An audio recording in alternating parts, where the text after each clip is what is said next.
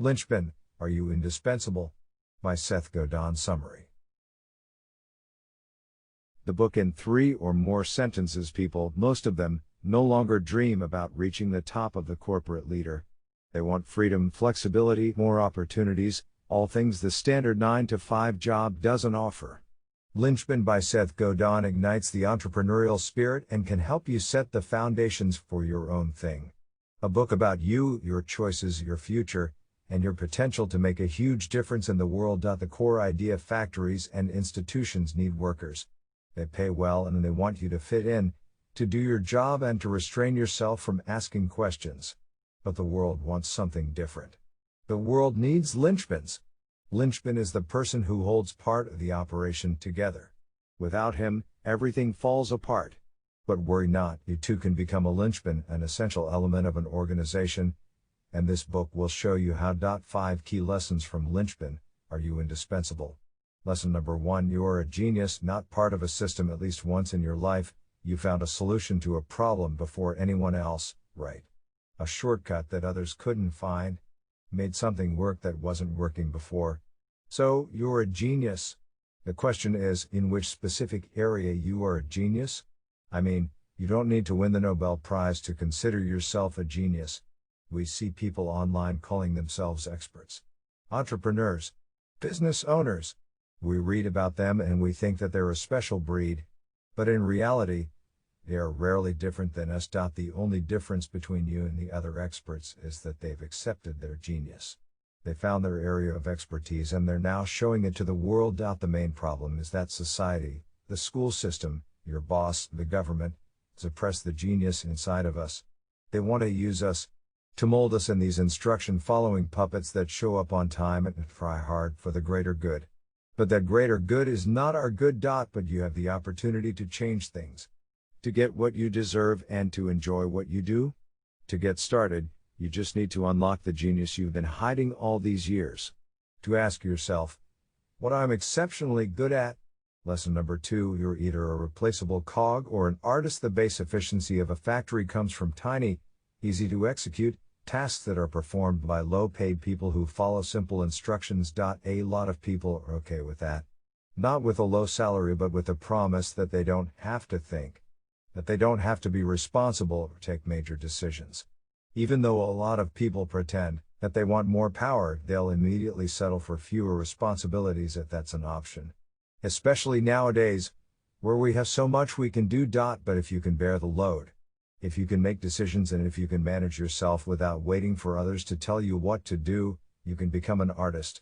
Become your own boss and make the change you want to see in the world today. Big organizations and factories have mastered productivity. They have the capability of satisfying the need of millions of people. But they lack one important thing: soul. Corporations can make a good product, but they fail to connect with their audience on a personal level. Their vision is often vague and unworthy to follow. You, as an individual, have the power to connect with people on a more deeper level and inspire others for a change. So, lead, care, share your passion with others. This will bring more people together than any of the big brands. Lesson number 3: Type your name in Google. What will you find if you Google your name? If you Google Seth Godin, the author of Linchpin, you will discover his personal site where all of his projects are listed. Google Pat Flynn and you will find a site about making money while sleeping. Or in short, his site smartpassiveincome.com will appear. The best website for starting an online business and learning how to earn money passively. What comes up when you type your name? Besides your Instagram page where you share selfies and pictures of your latest meals, is there anything else appearing? After dedicating years of work to improve their craft, some people are now incredibly famous. Other people recognize them as experts and agree with what they share. But more importantly, they're leaving a mark, a digital footprint. If you don't like what Google says about you, or even worse, says nothing about you, change it. Change it through your actions, career decisions, and social shares. Now everybody can start his own site and start to pursue the path he or she likes best thanks to the power of the internet. Lesson number 4: Physical labor versus emotional labor. We can easily picture physical labor. Work that involves heavy lifting, sweat, and long periods of fatigue. This type of workforce is easily replaceable. Basically, everyone with all four sets of limbs can move boxes around a warehouse. You don't need a college degree to get started, and no one will care if you leave. And you'll want to leave, because they'll drain you in this job. Even though physical labor is cheap, people who want to blend in and avoid responsibilities prefer it. They earn a minimum wage and they're exhausted at the end of the day, but they don't want to go the extra mile, to go outside of their comfort zone. That's why they stay. On the other hand, we have emotional labor. Though you don't physically sweat, the work you do is the one that really matters. That's why CEOs and team leaders get paid more.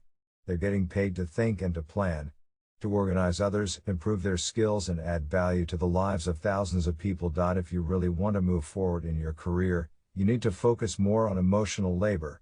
Get better at understanding people, business models, customers, the industry you're in.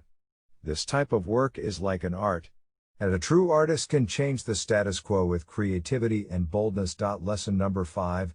How to become a linchpin. Seth Godin describes the linchpin in the following way: the linchpin is the essential element, the person who holds part of the operation together. Entire corporations are built around a linchpin, or more likely, a scattering of them, essential individuals who are worth holding on to. It all starts with a single step. A step outside your area of comfort. It sounds obvious. I know. You've heard it 1,000 times already. Change begins at the end of your comfort zone. But that's the reality. If you really want to become vital to an enterprise or organization, you need to start caring more. Because only when you care, you start creating value for others. You start seeing what's being missed by others. You understand how systems and organizations can be improved and what needs to be done to make a bigger difference to the world. Because only when you care enough about your mission, you'll then be able to inspire others to do the same. Love taking notes. Download the worksheet. Worksheet actionable notes: stand out, don't fit in, to feel safe. People usually try to blend in, to be part of the crowd. That's probably a good decision if you're participating in a riot. However, if you want to gain more business and make an impression, you need to show your differences and feel good about them. There's no manual for success. If there was a clear process or a manual for achieving greatness, we would all be worldly recognized superstars. However, there isn't. If you really want to make a difference and be successful, you need to create your own success. Don't rely so much on what others tell you. Create your own success story. It's up to you. No one is going to do your job. If you really want to make a change or improve something, it's up to you to start and do the work. Once you see what needs to change, once you care enough to make a change, start working towards making this change to happen. Commentary and my personal takeaway: in the vastly growing world, making things and people more obedient and cheaper is the normal thing to do. Big corporations are trying to systematize everything so they can reduce the production cost, thus increase their profit. But in the algorithmic world, everyone is treated the same.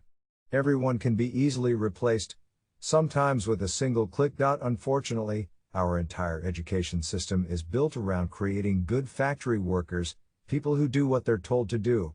But since we'll be soon competing with drones and sophisticated AI, you need to act differently.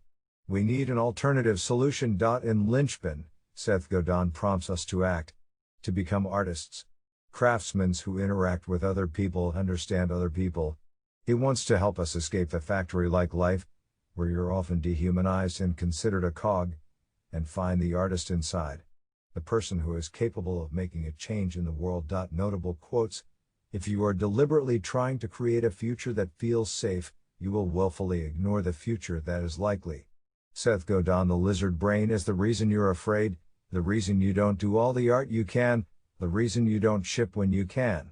The lizard brain is the source of the resistance. Seth Godin: perhaps your challenge isn't finding a better project or a better boss. Perhaps you need to get in touch with what it means to feel passionate.